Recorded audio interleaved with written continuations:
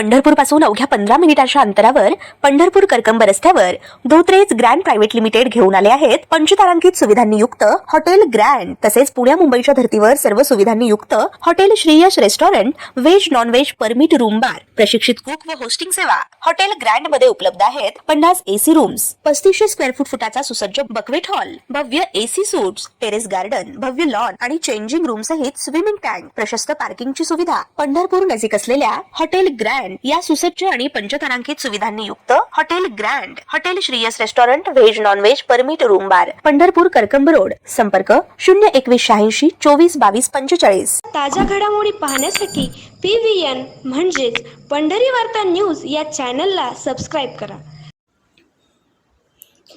पंढरपूर शहरातील इसबावी परिसरात अनधिकृत बांधकाम केल्याप्रकरणी दोघांवर पंढरपूर शहर पोलीस ठाण्यात गुन्हा दाखल करण्यात आलाय। पंढरपूर नगर परिषदेच्या अधिकाऱ्यांनी दिलेल्या फिर्यादीवरून ही कारवाई करण्यात आली आहे।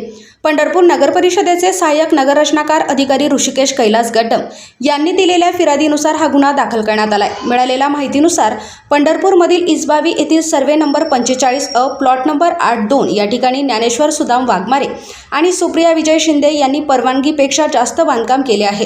सहाय्यक नगर रचनाकार अधिकारी सुहास जिंगे यांनी 2 फेब्रुवारी 2026 रोजी या ठिकाणी प्रत्यक्ष पाहणी केली होती।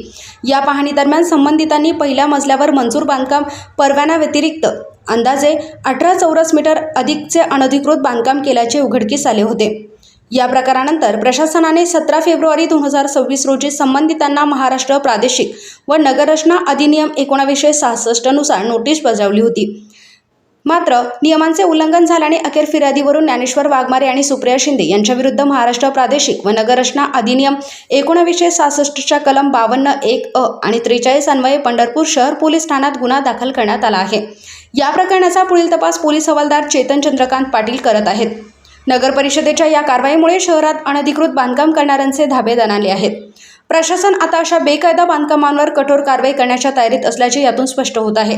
बांधकाम परवाना एकाचा आणि प्रत्यक्ष बांधकाम भलतेच असा प्रकार शहरात राजरोसपणे सुरू आहे।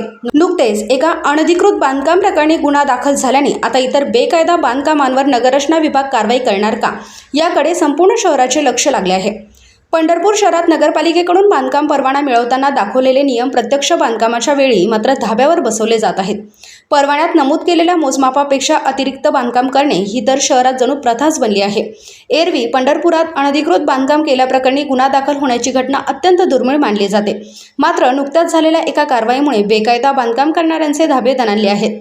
या कारवाईनंतर शहरातील सर्वसामान्य नागरिकांमध्ये एकाच चर्चेला उधाण आले आहे, ती म्हणजे आता नगर रचना विभागाचे अधिकारी शहरात शोध मोहीम राबवून इतर सर्व अनधिकृत बांधकामांवर कारवाईचा बडगा उगारणार का, की ही कारवाई केवळ एकापुरतीच मर्यादित राहणार, हे पाहणे आता महत्त्वाचे ठरणार आहे।